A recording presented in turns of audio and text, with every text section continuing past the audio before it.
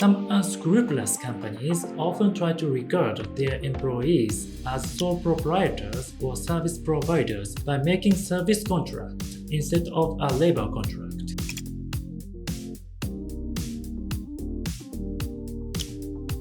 Hi, welcome back to my channel.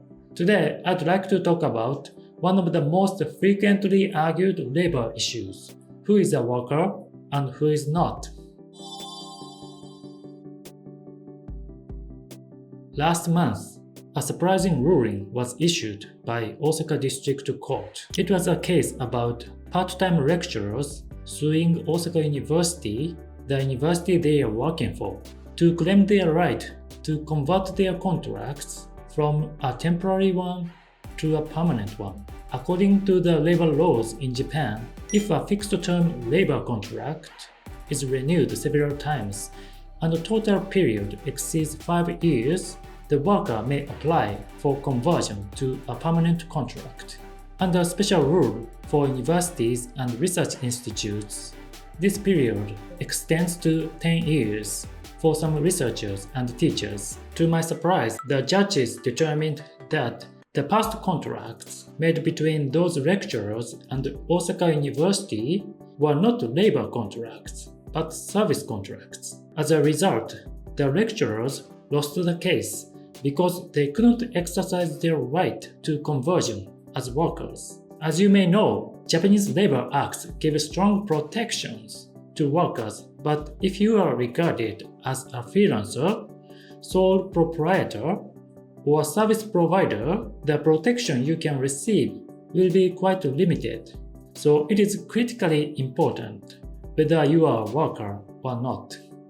In fact, this issue is often discussed anywhere in the world. For instance, last November, the BBC reported that Korean Ministry of Employment and Labor dismissed the claims of workplace harassment against a member of famous Korean idol group, New Jeans, saying celebrities are not considered to be workers. In Japan, if companies hire a person as an employee, they cannot easily dismiss them, and companies need to follow labor rules such as rules on working hours, holidays, and payment of salary. In addition, companies need to bear half of their social insurance costs. So to avoid strict regulations, some unscrupulous companies often try to regard their employees as sole proprietors or service providers by making service contract instead of a labor contract. This is called giso ukeoi, disguised service contract. Disguised service contracts are illegal, but unfortunately, they are prevalent. In the case of part-time lecturers I mentioned earlier, it is reported that the judges explained that there were no instructions from the university to the lecturers except for making the lecture for which they were hired, and their working hours were not strictly controlled by the university. Based on such reasons, the judge concluded that their past contract was not a labor contract, but a service contract. You may wonder what factors can differentiate workers from others who are not workers.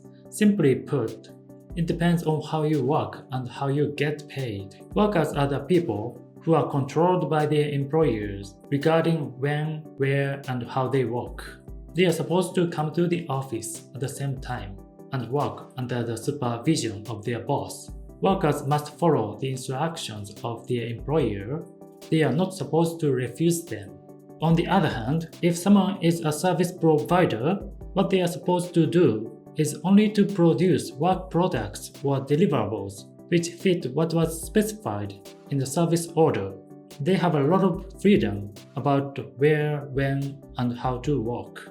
How you get paid is also important. If your payment is determined according to the time you spent on the work, such a payment has the nature of a salary. In that case, you are more likely to be considered to be a worker. On the other hand, service provider receive payment for the outcome of the work a company ordered from them, not for their working hours. However, in some cases, it is not easy to distinguish between workers and non-workers. For example, Uber Eats delivery staff could be a worker but could also be a freelancer. The designation could vary depending on the conditions of the contract and the actual situation of the work.